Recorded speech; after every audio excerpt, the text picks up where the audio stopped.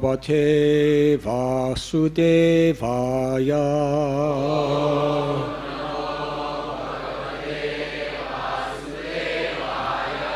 Om Namo Bhagavate Vasudevaya.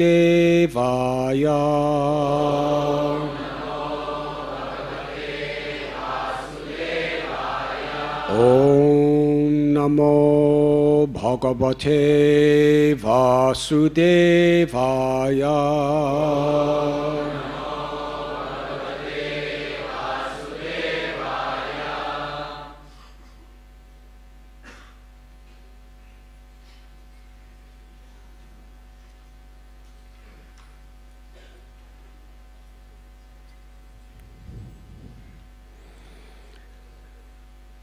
Krishna Mushti Vinishpata.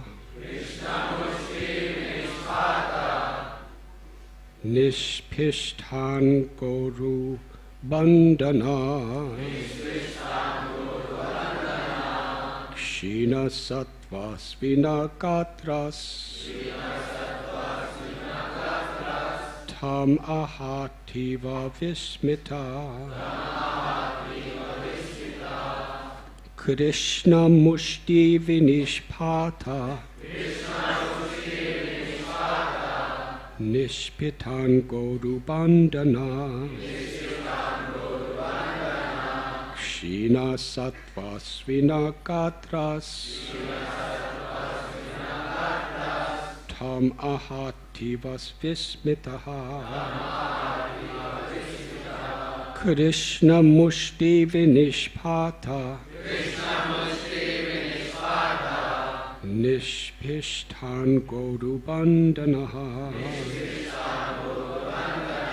Kshina Sattvas Vinakatras. Tam Ahativa Vishmitaha.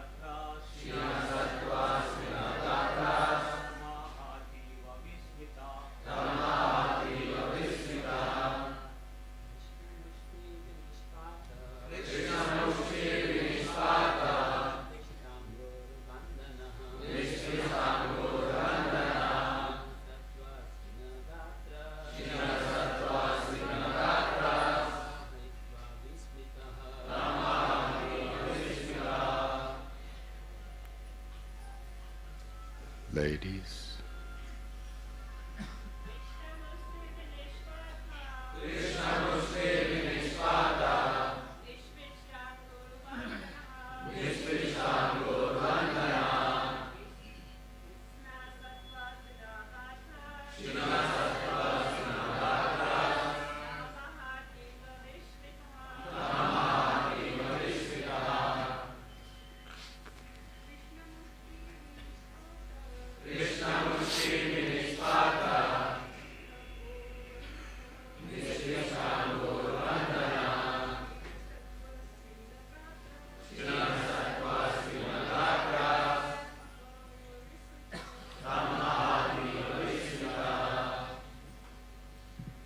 Krishna Mushti, of Lord Krishna's fists, Vinishpata, by the blows, Nishpishta, pummeled, Anga, of whose body, Uru, huge, Bandhana, the muscles, Kshina, diminished, Sattva, whose strength, Svina, perspiring, Gatra, whose limbs tum to him.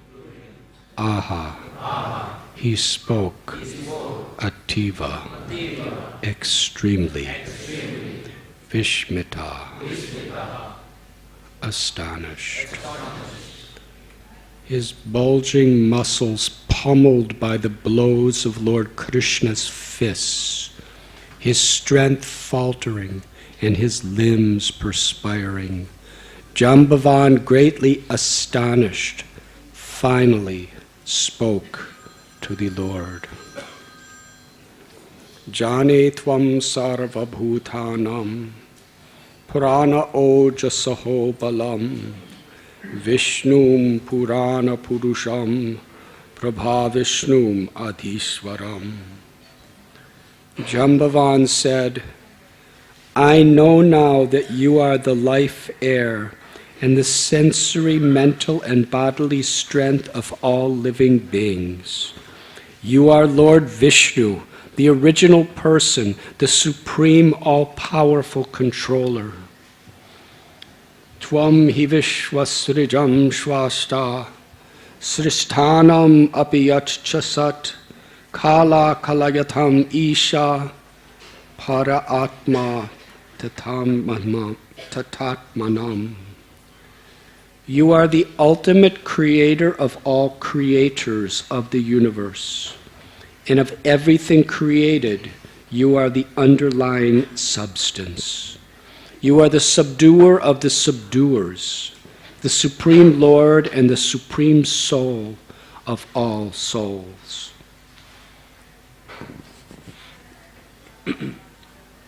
Purport. As Lord Kapila states in the Srimad Bhagavatam, Mrityus charati mad bhayat, death himself moves about out of fear of me.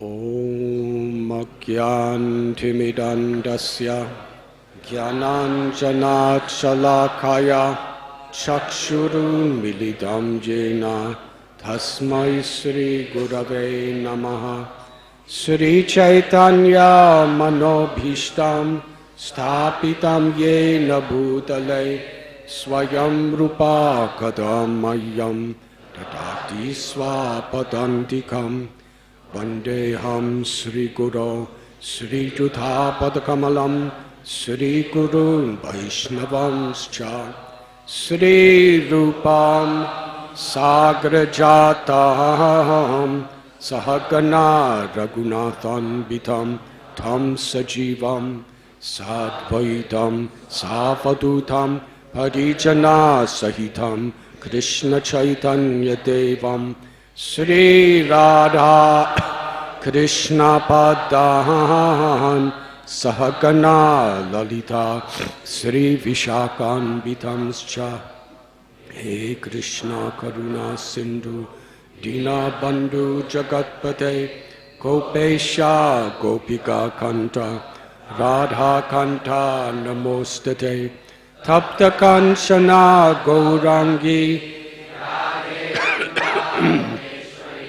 Vrishabhanu Sute Devi Pranamami Hari Priye Vancha Kalpatarubhyascha Kripa Sindhubhya Evacha Patithanam Bhavanibhyo Vaishnavibhyo Namo Namaha Sri Krishna Chaitanya Prabhu Nityananda Sri Advaita Gadadhar Shivasadi Gaura Bhakta Brinda Hare Krishna,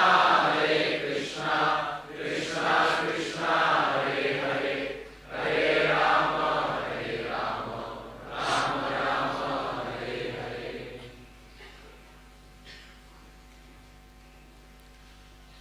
Hare Krishna.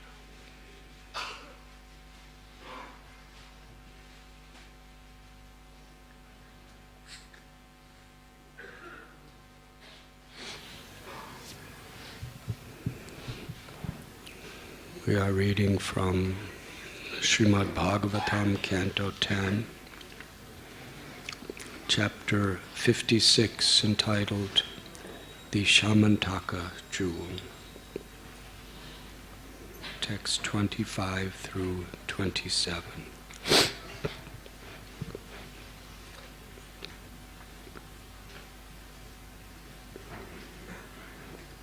We have been reading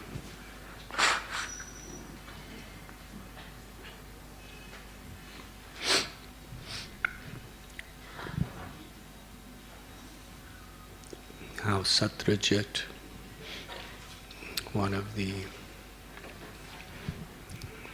members of Yadu dynasty, worshipped Surya, the sun god, with such attention. He became such a dear friend of Surya that Surya gave him the Shamantaka jewel.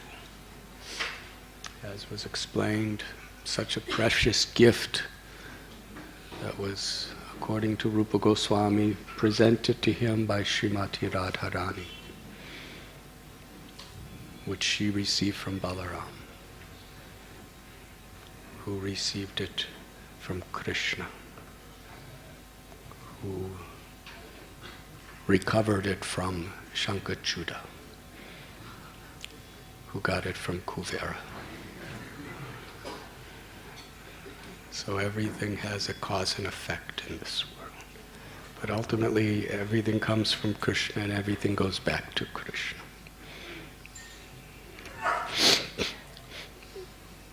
But thinking under the illusion that it was his property, he became illusioned. As soon as one thinks, I am this body, those things in the relationship to this body are mine, then we come under the spell of Maya. And in that spell, arrogance and greed and lust and anger, envy and illusion, they all come naturally. So the root cause, janasya moho yamam hammameti, is this misconception that anything is separated from Krishna. The actual truth is, I'm not this body. Jivara swarupoi krishnara nityadas. I'm the eternal soul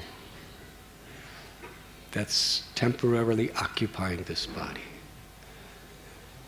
And my true nature is I'm the eternal servant of Krishna.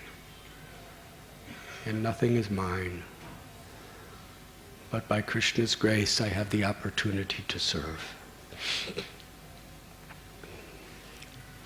But the allurements of this world, without very strong association of sadhus or enlightened people, we can easily become bewildered.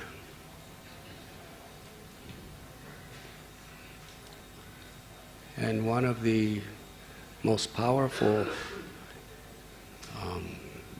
allurements of Maya, to cast us into illusion and keep us in illusion, is to think that we're enlightened. To think I don't need that association. I don't need to perform my sadhana very carefully because I'm stable, I'm advanced.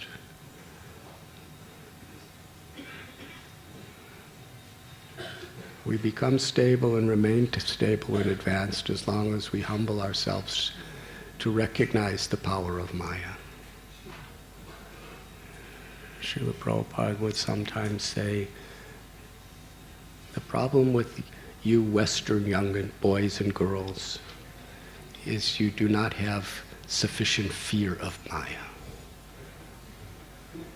And Mumbai is more westernized than most Western places. So don't think that that is not applicable to us.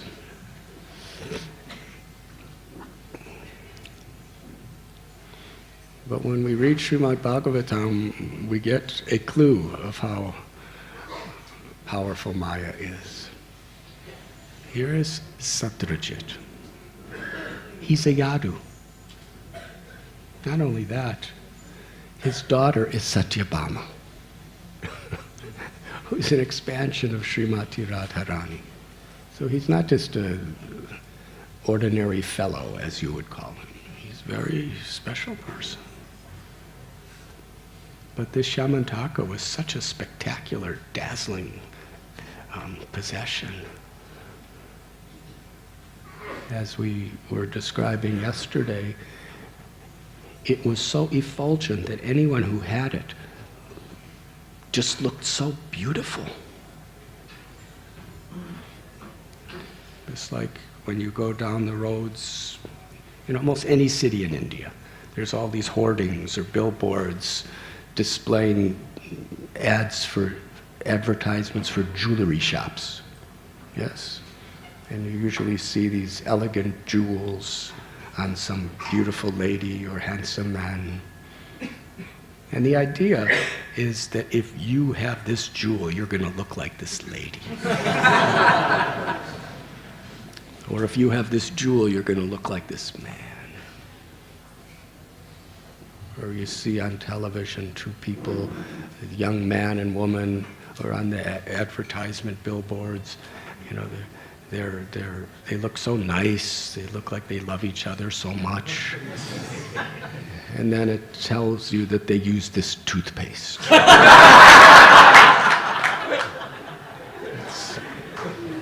You're laughing, but it actually works. They have some of the most highest paid PhD psychiatrists and psychologists figuring out these advertisements. So the subconscious realization you get, if I use this toothpaste, I will be happy like that.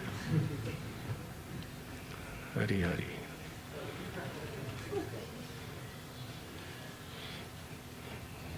But we are transcendental to those things.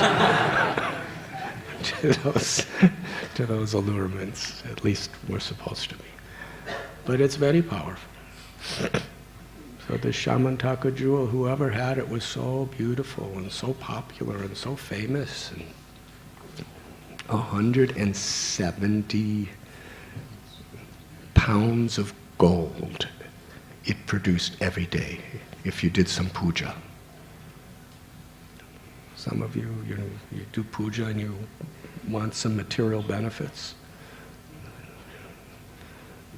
It's really Krishna's mercy you don't have the Shamantaka jewel. How he became bewildered. But it's interesting. The problem wasn't the Shamantaka jewel. Because Surya, the sun god, he wasn't bewildered by the Shamantaka jewel.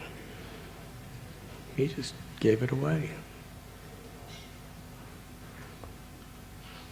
Shankachuda was bewildered by it, and even Satyajit, because they were thinking, it is mine. And that's the root. When we start thinking in terms of janasya mohoya mamaham mameti, I am this body, and those things in relation to the body are mine, then lust, anger, and greed, and so much fear. Because as soon as you think something is mine, then you begin to think something is theirs, and then you start thinking people must envy me, or I have more than you. And you get so trapped in that sense of identity that you become fearful. And for good reason, because everything is going to be taken away from you. All your knowledge, material knowledge, all your abilities, all your strength, all your fame, all your possessions. By the power of time, everything is taken away. So Satyajit fell under this spell. But if we just see that same Shamantaka jewel, or anything in this world, any opulence, as the property of Krishna, and use it according to Krishna's will, then it's not the source of bondage or illusion, it's the source of liberation and enlightenment. This is the principle of bhakti.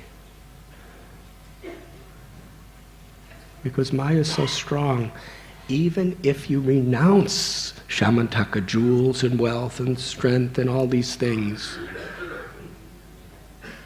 if you're not Krishna conscious, then you'll become proud of being renounced. Look what I gave up. You didn't give up this. But this person gave up even more than me. So envy and arrogance and greed and anger and all these things could come out of renunciation too. Therefore, Rupa Goswami tells us real renunciation, the deepest, fullest renunciation, is simply to understand that everything is the property of Krishna. And to connect it with Krishna through seva, through devotional service.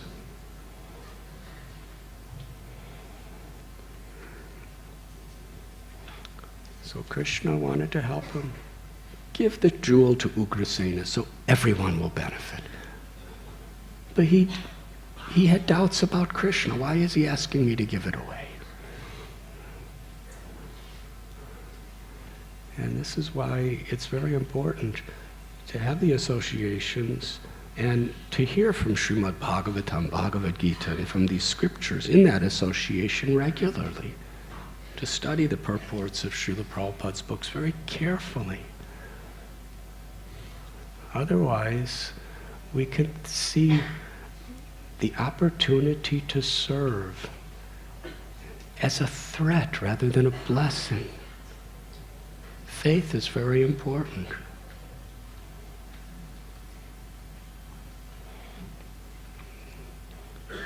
When Srila Prabhupada asked us to take vows, no illicit sex, no intoxication, no gambling, no meat eating, chant at least 16 rounds every day.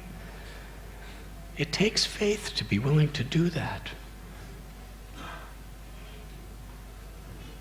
Because almost everything that the society around us is telling us will make us happy, we're being asked to deny ourselves of.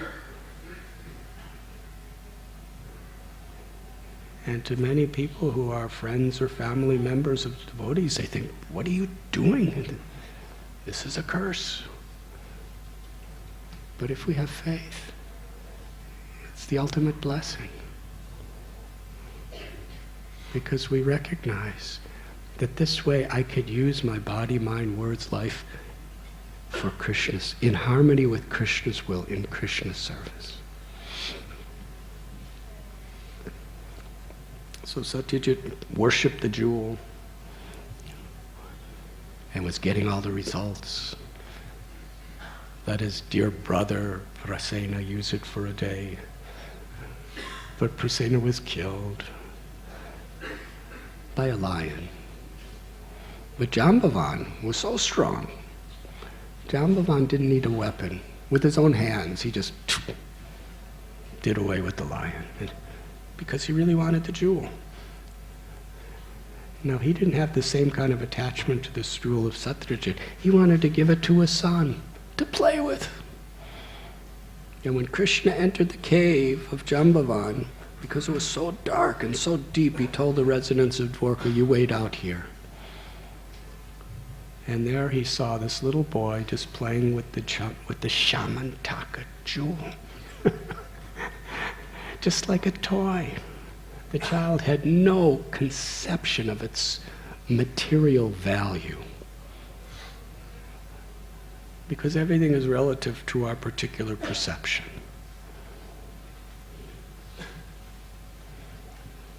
Krishna came to get it. The nurse screamed, Jambavan came out, and there was a great fight.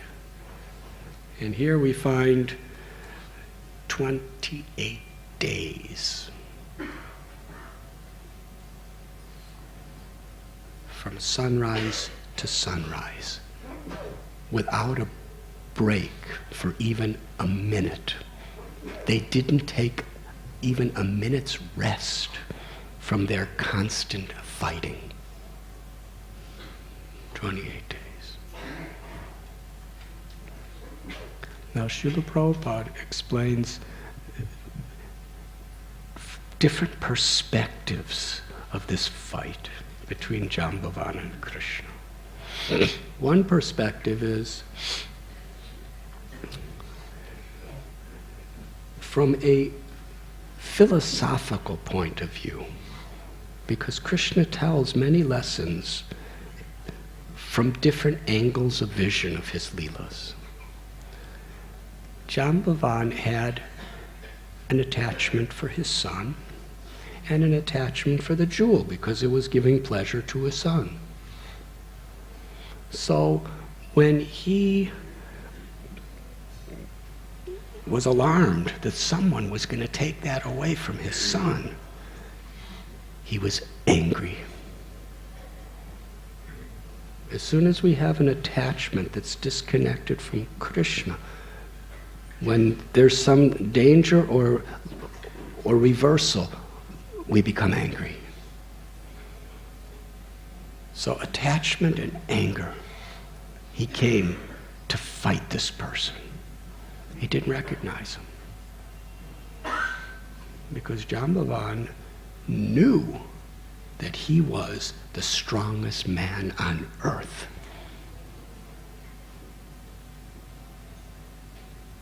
And a very, very historical devotee.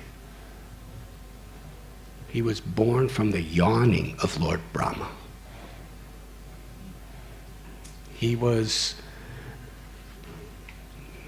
playing the bugle when Brahma was washing the lotus feet of Vamanadev after he reached the highest planet and pierced the universe with the Ganges. He was circumambulating Vamanadev when he was in his huge form. He was one of the most intimate, loving associates of Lord Ramchandra. Best friend, and like a Shiksha guru for Hanuman. That's quite an exalted position, to be a Shiksha guru for Hanumanji.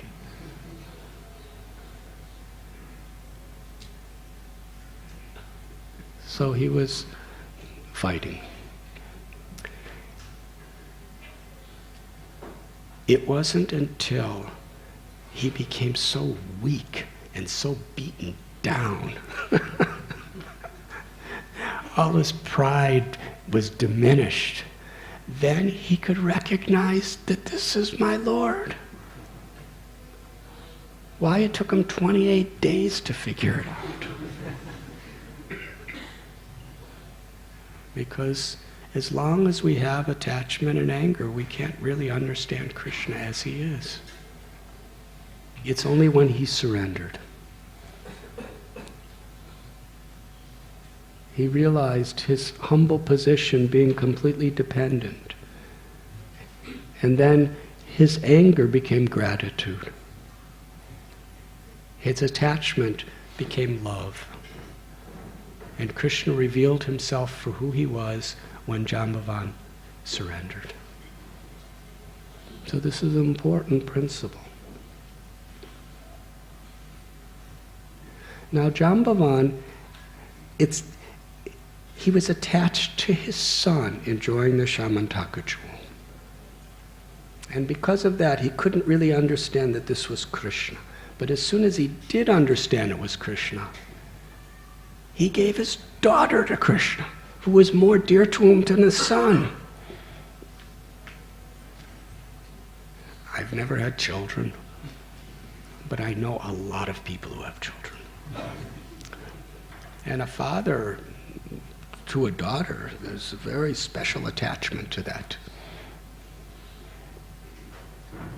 Because daughters, are usually more dependent on their fathers.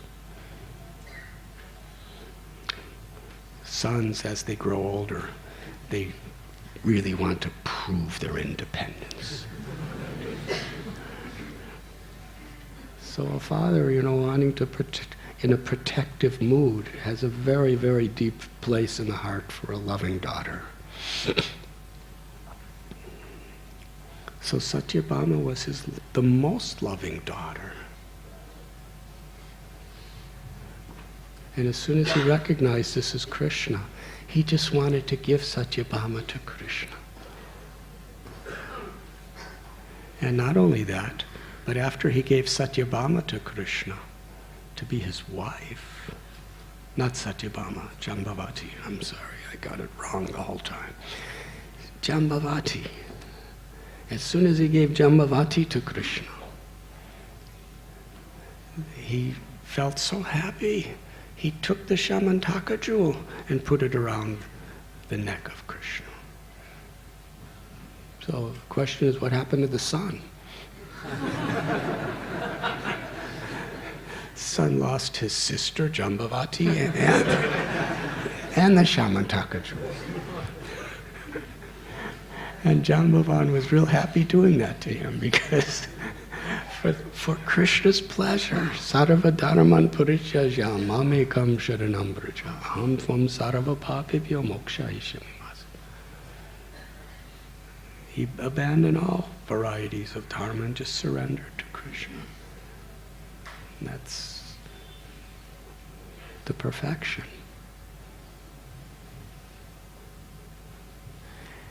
After this, Srila Prabhupada writes, Krishna honored and respected Jambavan as a king, as his father-in-law. And Krishna treated Jambavan like a superior.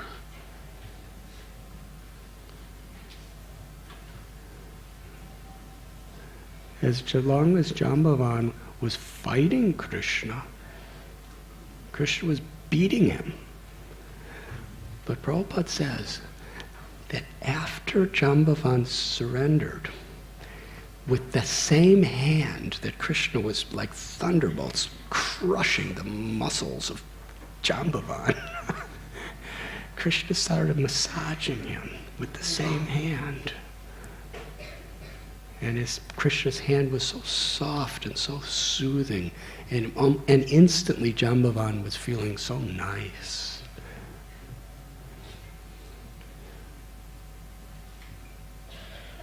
So when he was not in the mood of seeing that his son, the jewel, everything was Krishna's property, Krishna's hands were like thunderbolts.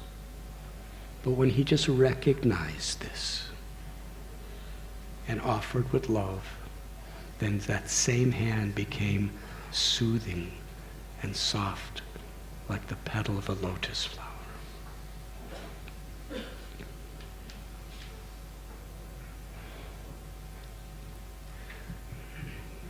Samba was the son, one of the sons of Jambavati and Krishna.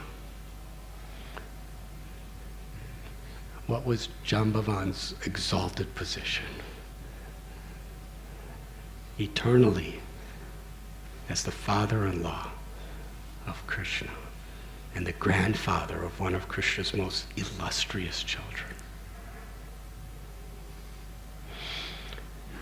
And getting back to Satyabhama, sorry I made the confusion.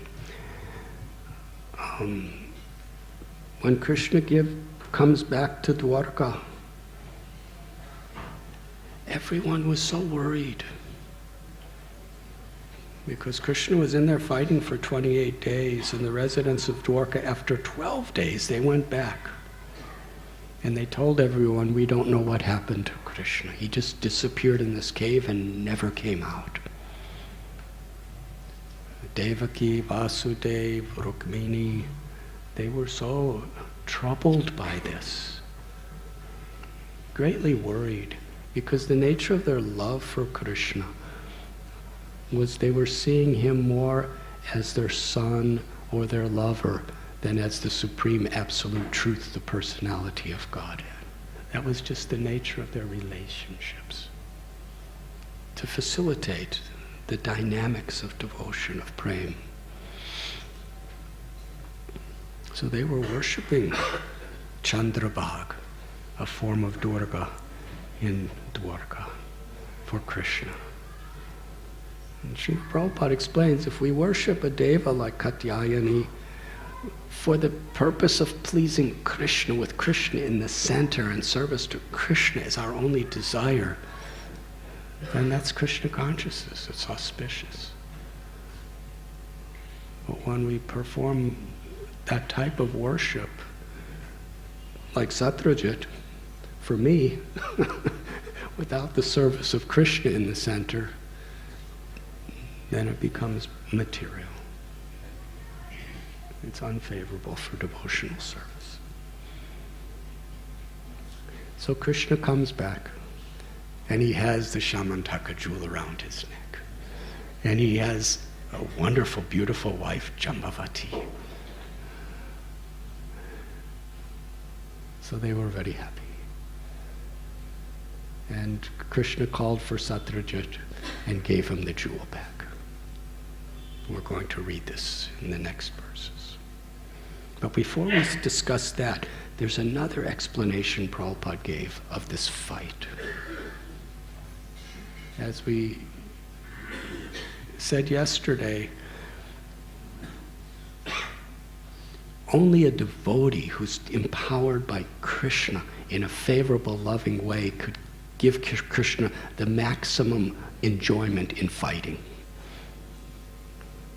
Hiranyakashipu and these people, there was some, but Jambavan was so much stronger than them. 28 days. And they were both really, really trying to defeat each other. So Krishna wanted to have this. Jambavan was a great warrior.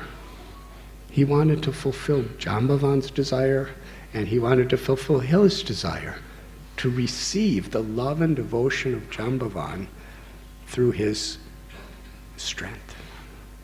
And as soon as Krishna was satisfied, he revealed himself to, because Jambavan would never fight Krishna if he knew he was Krishna. So Krishna, he covered his identity over so that they could have a good fight. And as soon as Krishna was satisfied, he revealed himself to who he was. And Jambavan was most happy. So Satyajit felt so guilty. Now he has the jewel. And he spread all these rumors in the past. When Prasena didn't come home, he was whispering around Dwarka, and it spread like wildfire among people who were less intelligent, that Krishna killed his brother because he wanted the jewel. This is to the degree people see the world according to their own attachments. Srila Prabhupada comes to the West. There's people here in India, you can't even imagine what they were looking like when they were coming into 26 2nd Avenue or Frederick Street in San Francisco, Haight-Ashbury. And Prabhupada was saying that they're all Krishna's children. They're all potentially pure devotees. That was his vision.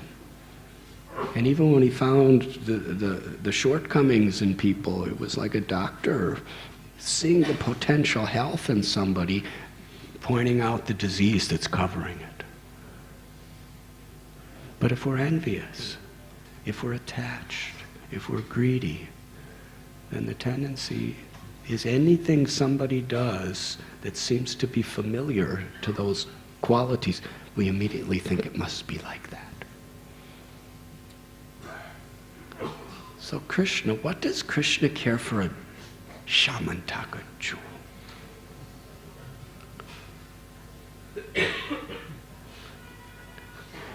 Jambavan, in his prayers, he is saying that Krishna is the creator of all creators. And he's also the creator of all creation. That covers everything. He's the creator of Surya. He's the creator of the sun planet that Surya is presiding over. He's the creator of the Shamantaka jewel. Everything that exists, Janmadya Salyadaha, is coming from Krishna. Krishna's not in need of anything. In Goloka Vrindavan, every grain of sand is trillions of times more valuable than the Shamantaka jewel. And there's limitless grains of sand. What to speak of kalpa-vriksha trees, limitless kalpa-vriksha trees, and surabhi cows. Anything you want, they give you. That's Krishna. And he has limitless goddesses of fortune constantly serving him.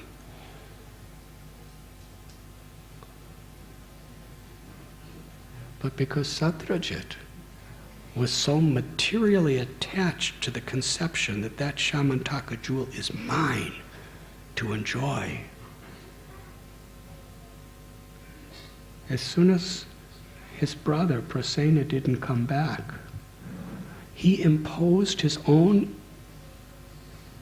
conception on the character of Krishna. Because I'm so attached to this jewel, and I'm willing to do anything to keep this jewel, Krishna must have killed my brother to get this jewel. Bhaktisiddhanta Saraswati Thakur, he gave us a very practical formula of how to deal with this tendency. He said,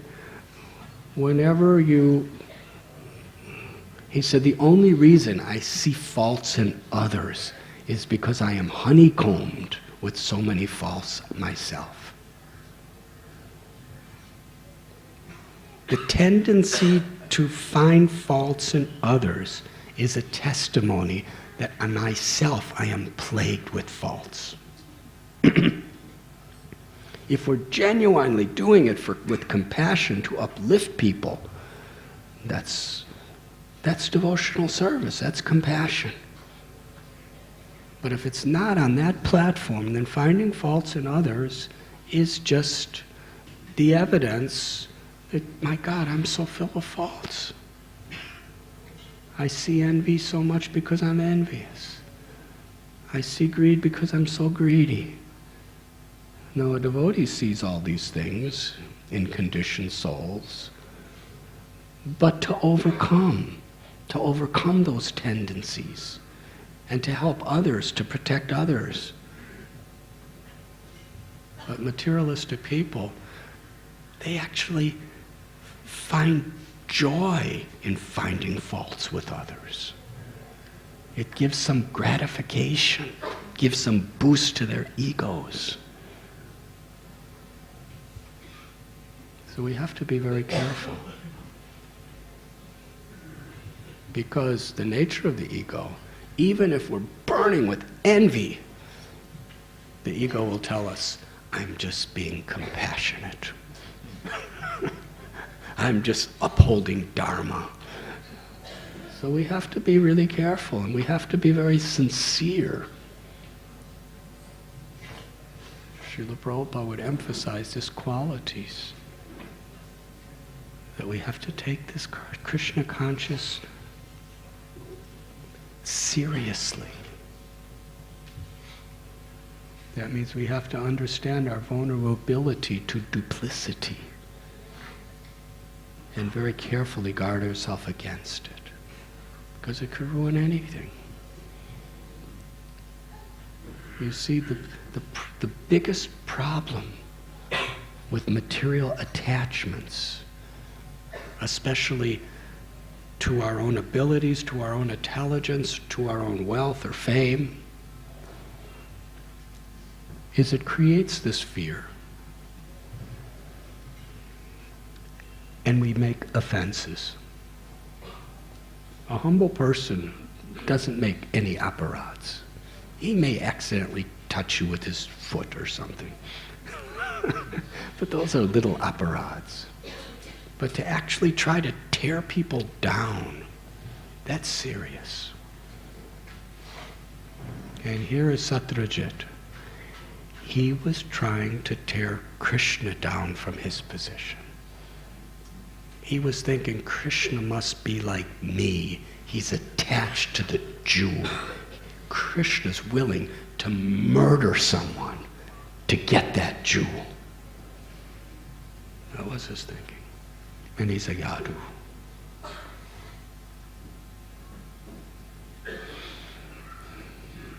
And Krishna, he had many purposes. On one level, he wanted to clear his name. When he gave the jewel back to Satyajit, Satyajit felt so guilty. He was actually really sobered by the situation. Krishna made such a dramatic, orchestrated performance out of this. Because here, Krishna goes to get the jewel back, to prove his innocence, and then he doesn't come back. And then the residents who came with him come back and say, we don't know where he is. He went in the cave. So now they're thinking maybe he's gone. And they're all doing worship, and they're crying, and they're praying, and they're feeling so much worry. And in the meanwhile, it's all because of Satyajit. So Satyajit really got some bad vibrations. And then Krishna comes back, and he says, Satyajit, this is what happened. Prasenna was bit by a lion. And then Jambavan hit the lion. And then just to bring this jewel back to you, I fought Jambavan for 28 days. Here's the jewel. Can you imagine how humiliated it is? And Krishna said that in front of everybody. So Satyajit was really feeling guilty. He was sober. What did I do? I have to somehow or other atone for this. He was ashamed. Publicly, personally. So his daughter, Satyabhama, who was so beautiful and so full of good character and all divine qualities, so many princes wanted to marry her. And anyone he wanted to get favors from, he would say, yes, I will consider you marry my daughter. And they would do anything for him. So, and that was a problem. When he gave to Krishna, there were some very important people who were kind of upset with him. I thought you were going to give her to me.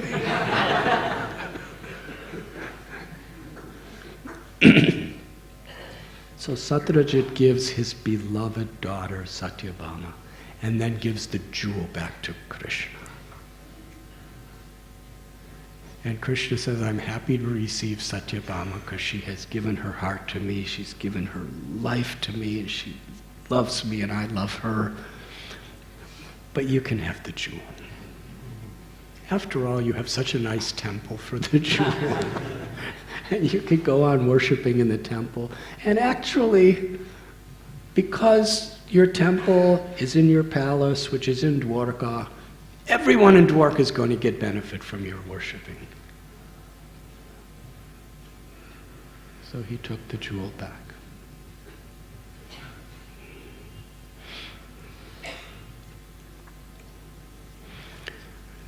To end class, I would just like to give an insight about how Krishna took this pastime, which was such a challenge, it had such negativity, and in the end, Krishna transformed it into the most positive thing possible. Here, Prasenna's killed. Krishna is accused of being a murderer. All this is happening, but what's the end? The result of it all? Two of Krishna's most prominent queens, Jambavati and Satyabhama, are the result of this great trauma of the Shamantaka jewel. And this is how Krishna gives us shelter.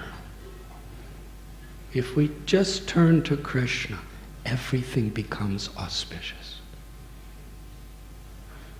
And even in the most inauspicious apparent things, Krishna makes it completely auspicious if we just turn to him.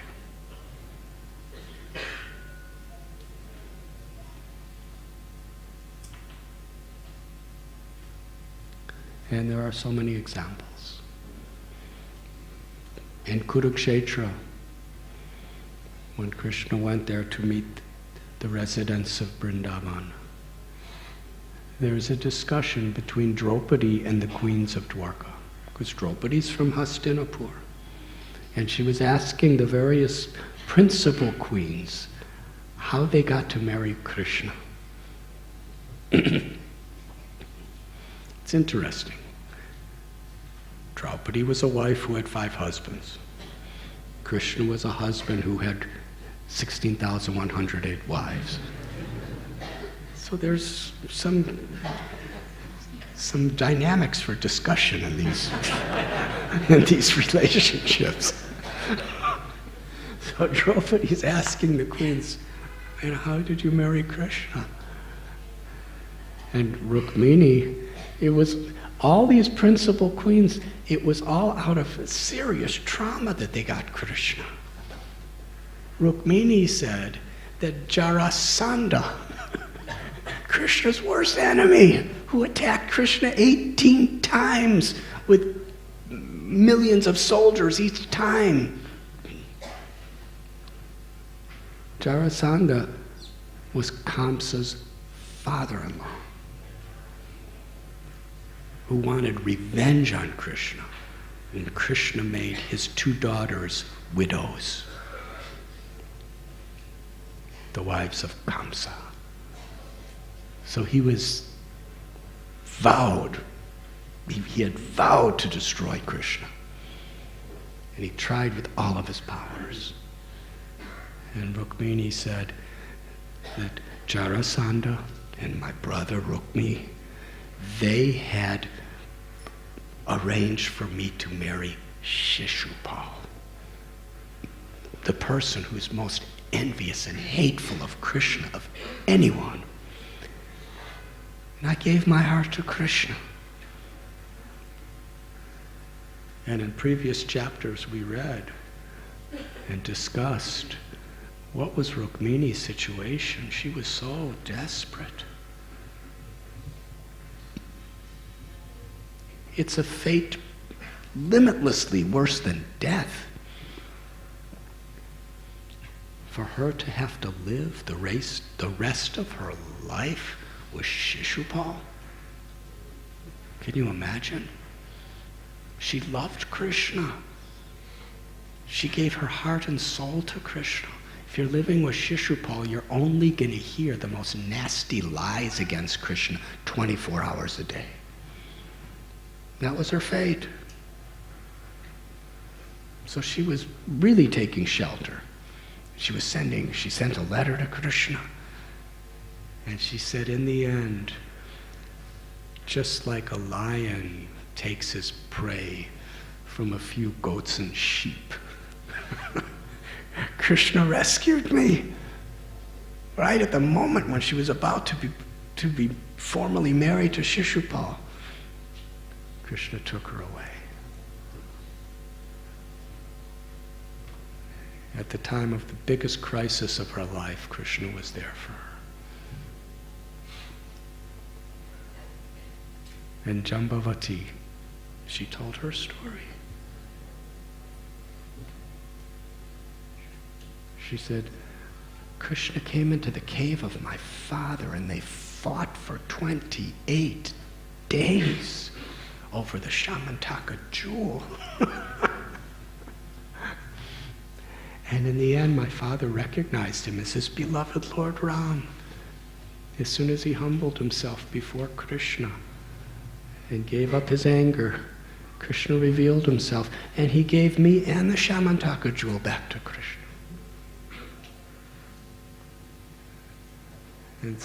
And Satyabhama told Draupadi, and as far as me, my uncle, Prasena, he was killed because of attachment to the Shamantaka jewel. And my father, he accused Krishna of murdering my uncle.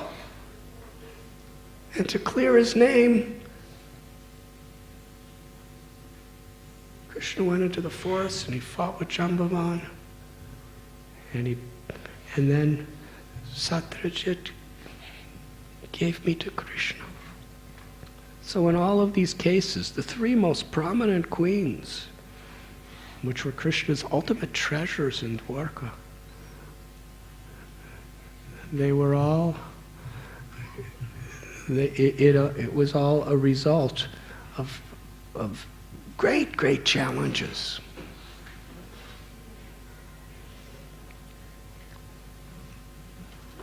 And we see in the lives of our acharyas how many challenges are there and what the result is. In the story of Narottam Das Thakur, he was a kayasta, which to certain Brahmins in Bengal at the time were considered like Shudras. And the most learned Brahmins, like Ganga Narayan Chakrabarti, were taking initiation from Narottam Das Thakur. And this was considered to be the ultimate insult to the materialistic Brahmin community, because it was really ruining their power and control over society, because they didn't have the qualities of Brahmins. They had the position by their birth as Brahmins, and certainly they were extremely learned, and many of them very pious materially. But because of their learnedness and because of their piety and because of their position by birth, they had a lot of power. And if a Sudra is initiating the best among them, that's going to disrupt everything. So they went on a massive campaign blaspheming Narottam Das Thakur. And when Narottam Das Thakur, he was blasted and blasted and blasted so much by these people. And then he appeared to have died or passed away. And his devotees were crying, and they put him in the funeral pyre over the wood, and they were about to light it on fire. And those same Brahmins, they came and started blaspheming Narottam Das Thakur while his body was on the funeral pyre, saying, just see what an injustice he has done to the world. And right in front of their eyes, his dead body started glowing, and then something really incredible happened. Do I have time to tell? No. On his glowing body, this incredibly effulgent sacred thread appeared on his body. It was totally supernatural and transcendental. And then he smiled and sat up. And all those smarta Brahmins who were there, when they saw this, they all surrendered to Narottam Das Thakur. So he took the worst possible situation and made it into the best possible situation. And that's how Krishna works.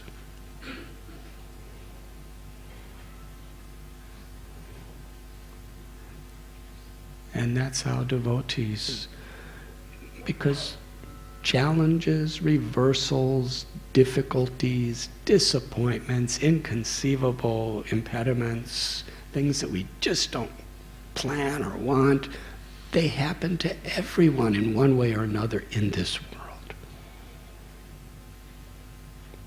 And anyone could complain, or anyone could give up, or anyone could say, Krishna, what are you doing? Maybe you're not even there. Anyone could do that. But a devotee takes shelter with faith, because we read all these stories. The best things can come from the most difficult reversals. That's Krishna's way of doing things. When he descends into this world, and that's his eternal Leela with his devotees in this world. If we read the lives of any great saints, it's always in challenges that Krishna reveals his most intimate blessings on those devotees. You know, Ambarish was a great devotee. But if he just lived happily doing his puja in his palace, who cares about Ambarish? Millions of years later, when Durvas Muni was angry with him and tried to kill him and created this gigantic monster, and Ambarish, if you think you have a problem, how would you like that fiery monster about to devour you? And how would you like Durvas Muni, who's an expansion of Lord Shiva, who has 60,000 disciples right behind him, and they're all like mystic yogis with siddhis, and Durvas Muni's eyes are like red coals, totally angry and wanting to destroy you, and not listening to your excuses at all, and takes a hair out of his head and creates this fiery monster that has the power to devour the universe in a moment. And that fire and Durvas goes, kill him. And that monster could come right over you. And it's not like he was, in India and he was taking a jet plane to London to get you. He was right inches away from Ambarish. He was created right in front of him. What would you do? Durvas Muni is Shiva.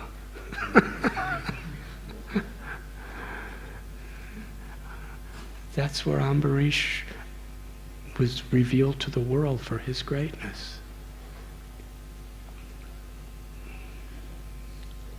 He just folded his palms. Krishna, I'm yours. And because he surrendered his heart to Krishna, immediately, within a second, Sudarshan came and rescued him from the fiery person, and then went after Durvasa. And even greater than anything, Ambarish immediately was forgiving Durvas Muni and praying for his welfare. And even in Vrindavan, in the Bhoma Vrindavan of this world, according to Vishwanath Chakravarti Thakur and our acharyas, every day some asura came. And they were not asuras like we know. It was like Putana and Aga and Trinavarta. These Aristasura, Keshi, these were really fearful personalities. And in every one of those situations, the Brajavasis turned to Krishna. And Krishna revealed such beautiful pastimes. So many of his names. Uddhava, when he was remembering Krishna in the most intimate way, he was thinking he made Putana his mother in the spiritual world.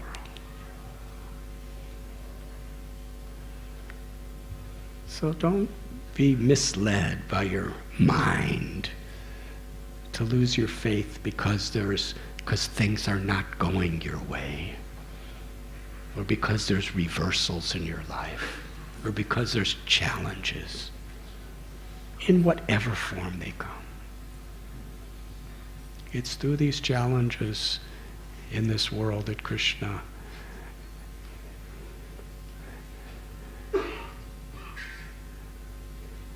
connected with Rukmini and Jambavati and Satyabhama. And it's through these challenges that we can connect with Krishna. How? Krishna's in his name. Hey Krishna, hey Govinda. When you think of Draupadi, what story do you think of? The first story that comes to your mind when you think of Draupadi is usually one of two things. Either when Dushasana was trying to take her clothes off, or when Durvas Muni came and asked for food for him and his 60,000 disciples. And they were all sadhus. And it's incredible how much those sadhus could eat. When I was living with sadhus in Mithila and Himalayas and all these places, I remember there was this one Utsav in Mithila, in Janakpur. And there were so many sadhus there, they were coming. One of the, it was the disappearance day of the guru of an ashram there. And I had lived with sadhus, and I was thinking, sadhus are yogis and they don't eat that much. And they all came with different kind of bowls. Some had like pumpkins, and some had wooden bowls, and some had leaves, and some had skulls. And really quite variegated. And I couldn't believe how much these sadhus were eating. They were eating mountains of rice, like what we offer to Govardhan.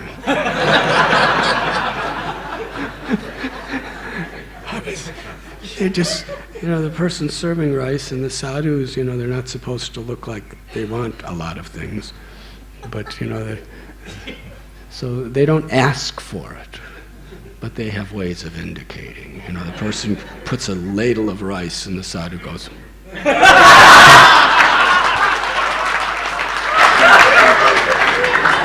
and another ladle. Sadhu goes, another ladle. It's like this.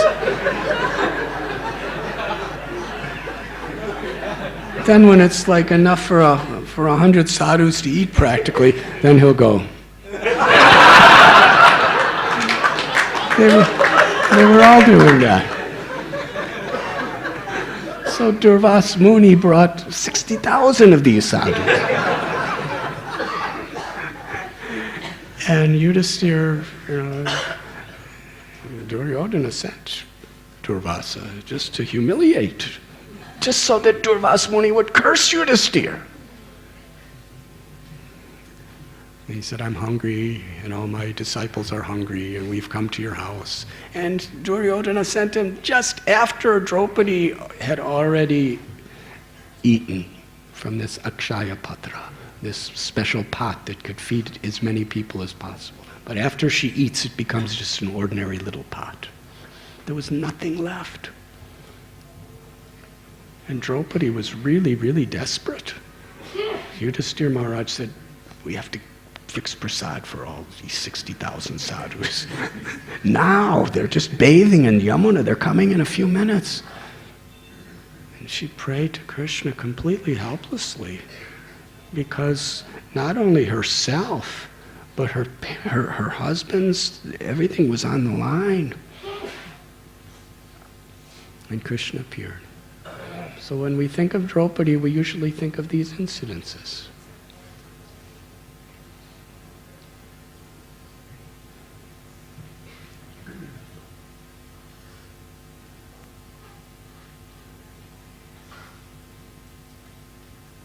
That is Krishna's way. And how did Draupadi, how did she connect with Krishna? She took shelter. Reversals are the most beautiful opportunities to take shelter. If they happen the way we like it or the way we plan it, we're not going to really take shelter. But because they're exactly the way we don't want it to happen, that's when we feel really humbled by the situation and we take shelter. Chaitanya Mahaprabhu, through Srila Prabhupada, taught us how all of us, at every moment, we can take shelter of Krishna's holy names. Hare Krishna, Hare Krishna, Krishna Krishna, Hare Hare, Hare Ram, Ram Ram, Hare Hare. Please forgive me for saying so, but you don't sound like you're taking shelter.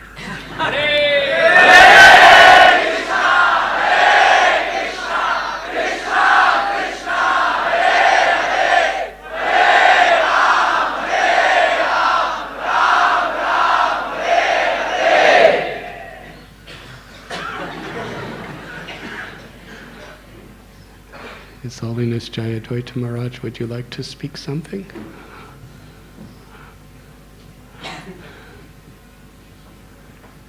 Is there any questions?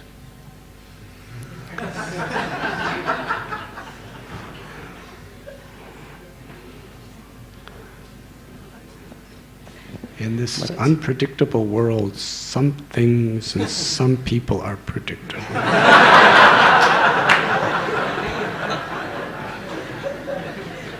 Yes. Maharaj, We can talking about we can Satyajit. predict the nature of your question too. Maharaj, taking the example of Satyajit, how he got misguided because of Sambantatak jewel. In the same basis, it's very practical problems that we Grahasthas face. Sometimes the Grahastha gets a windfall in his business or a profession. Gets a what? Some big jackpot type of a thing or a big amount of Lakshmi, he gets it. Sometimes it happens. And most of the time, every Grahastha has an experience in their life that sometimes he has got a big chunk of Lakshmi or a big fortune, he has got it in his life. And when that fortune comes in his life, there are many times it so happens that we lose our imbalance. We become imbalanced. At that time, we don't feel it that this Lakshmi I have received, or this fortune I have received, that is for Krishna's service. But it is exclusively for Krishna's service. It is not for myself. We forget about that, and in the name of Yukta Vairagya, or in the name of many other excuses, we think that I am using it in Krishna's service, but we use it for our sense gratification. And we don't check it. We feel it that I am doing everything in Krishna's service, but we slowly and sweetly understand it that something is going wrong in my Krishna consciousness. And if we are a little bit sincere and if we calculate it out, we see our balance sheet to be very clear. When we see it, maximum of our Lakshmi is being used for our sense gratification rather than using for Krishna's service. And then outside way we see it, we tell them I am using in Krishna's service. And we can give lots of convincing reply also. But in our heart we know it that we are cheating Krishna. Now, and sometimes what happens is, Maharaj, that our bodily inconvenience is there because of our old age and everything starts. So sometimes we feel it, I need some rest, I need some comforts so that my Krishna consciousness becomes smooth enough. And that basis we give an excuse. So how to go on checking ourselves, that is it because of bodily needs? Is it because of so that my Krishna consciousness goes smooth, or is it because of sense gratification? I am using that thing for myself, not for Krishna service, because it has a direct effect in our consciousness.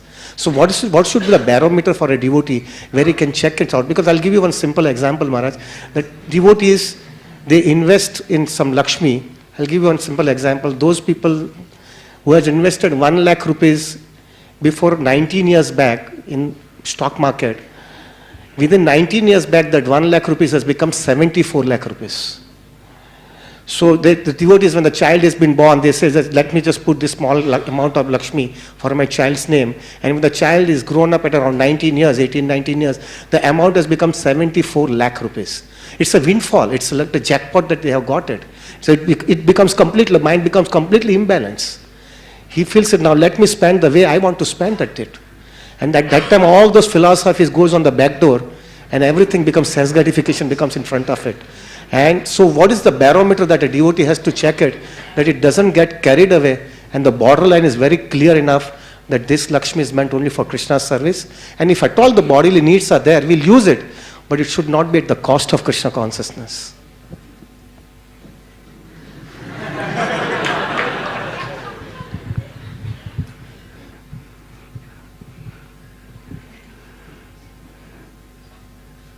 It is a matter of sincerity. To be honest and sincere before Krishna, before our Guru, before the Vaishnavas.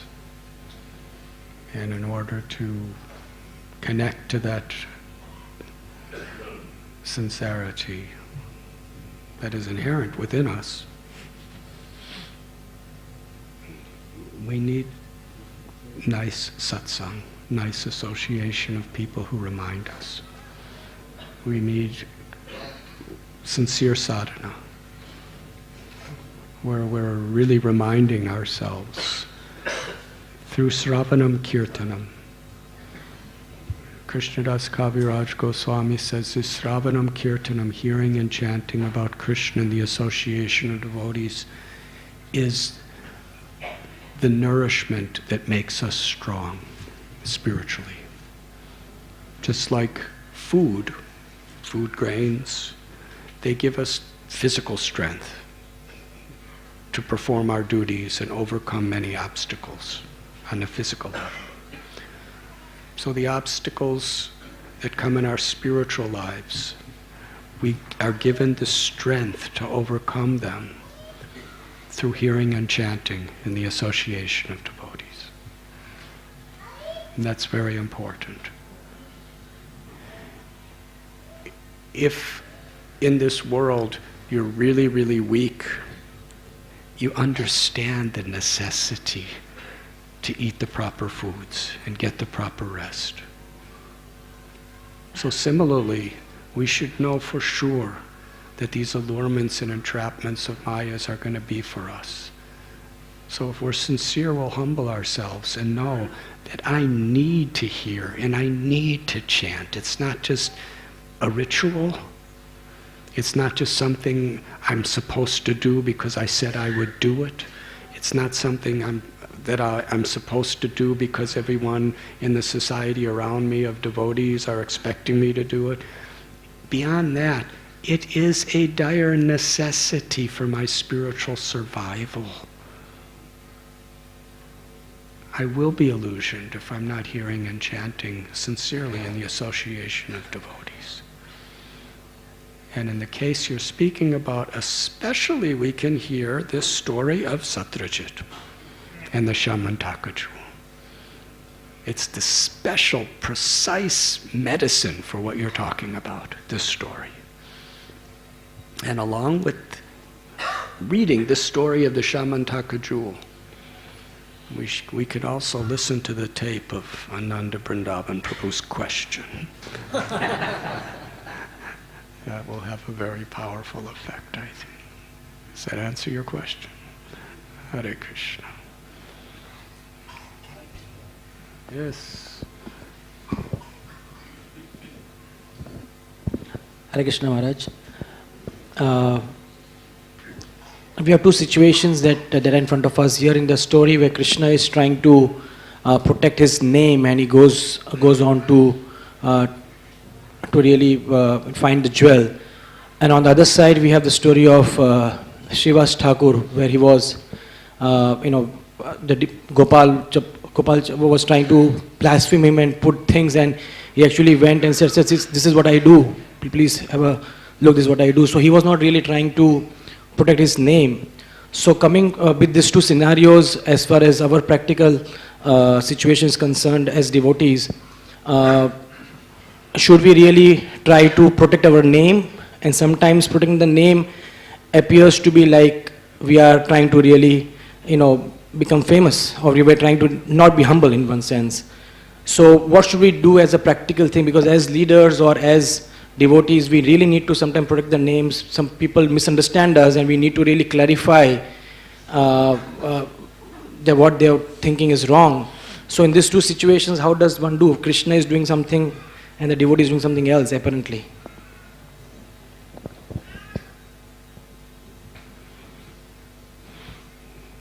We should do what's most favorable for devotional service. Devotees' faith in Krishna is the basis of their shelter, their spiritual survival. So Krishna did so many things according to time, place, and circumstance. When Jarasandha came to attack Krishna, he ran away. And he's Ranchor. Ranchor means one who runs away from battle. And for a Kshatriya, that's the worst dishonor, to run away from battle. But we love Krishna. We name our children Ranchor. Because Krishna is so wonderful, he's so loving, he ran away from battle. In that way, it demonstrated his supreme renunciation. In this case, on one level, to clear his name, because it wasn't, when Krishna does, it's for our benefit.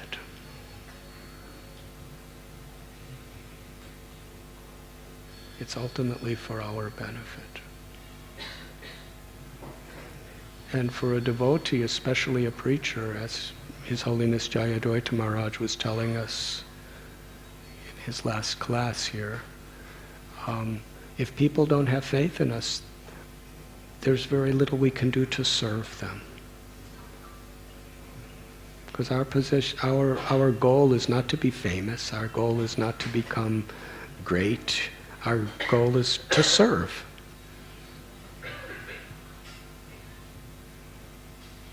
But to the degree people have faith in us, to that degree we could serve them if we're preachers.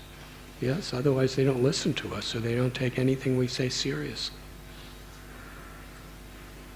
So if we're defending ourselves in that way as a service to others, Krishna sees what's in our heart, then that's an important offering of devotional service. But if we're defending ourselves for my own personal aggrandizement, or because of my own personal pain at losing that aggrandizement, then that's unfavorable.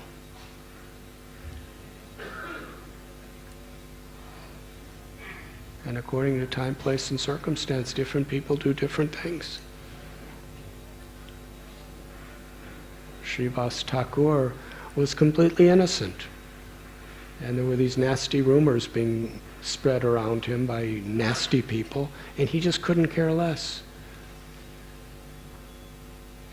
Why? He's spending the whole night, all night with Lord Chaitanya and Lord Nityananda, Gadadhar Pandit, Haridas Thakur, Advaitacharya, Pundarik Vijayanidhi. What does he care if some Brahmins out there are saying some things? He was happy. Param dristvani vartate. He was experiencing such a higher taste doing kirtan all night, every night with Sri Chaitanya Mahaprabhu and all these great devotees.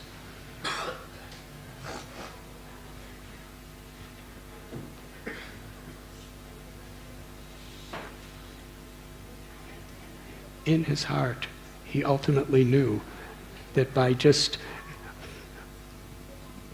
acting the way he did, he was actually doing the greatest service. He was an instrument of Krishna to show how to serve in this way of total detachment.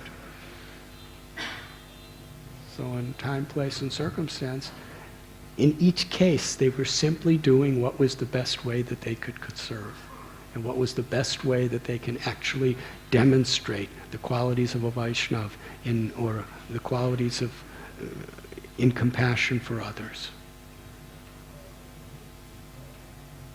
Does that answer your question? So in our situations, we should really understand that this is what Krishna sees. That we're putting service to Krishna, service to the Vaishnavas, service to our Guru as the first consideration in our life. And we could consult people who have realization and wisdom as to how we can best deal with certain situations.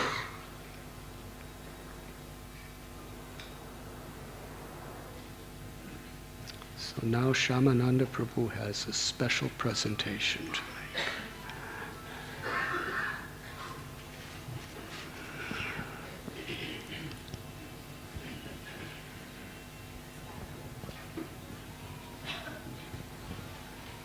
Hare Krishna. Hare Krishna. So, Baldev Prabhu has ordered me to do a very pleasant service. This is the results for the Prabhupada Marathon, year 2014. With profound joy, jubilation, and also immense gratitude, we would like to offer these results by the ISKCON Shri Radha Gopinath Mandir Chowpatty. We distributed 209 Back to Godhead magazines, 59,759 small books, 843 medium books, 1,793 big books, and 1,33,519 Mahabig books.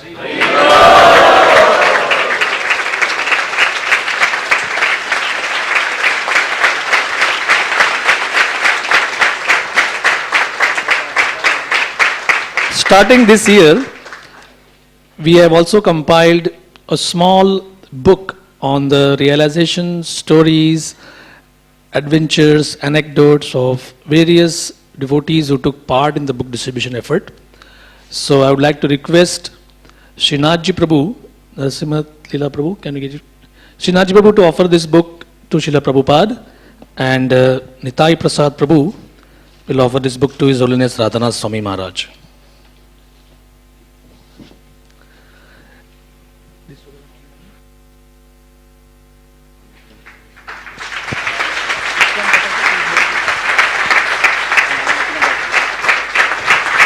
For those devotees who would like to read these stories, and if you would like your stories also to be included, please visit the ISKCON Radha Gopinath Mandir Facebook page.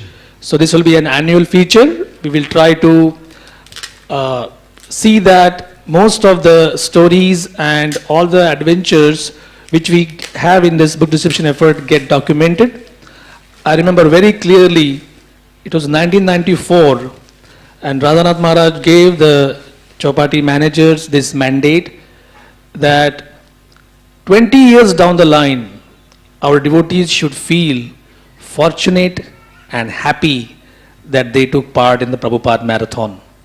So that will be our sort of a guideline year after year, and we would like to thank all of you who took part, and we look forward for another eventful and maybe a better score in the year 2015. Thank you very much. Hare Krishna.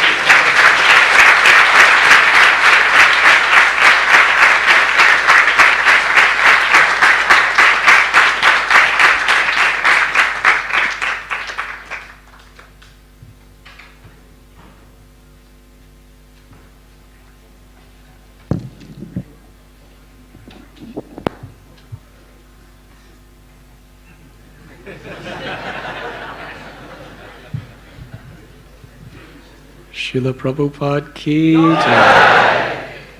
His Holiness Jayadvaita Swami Maharaj ki jai.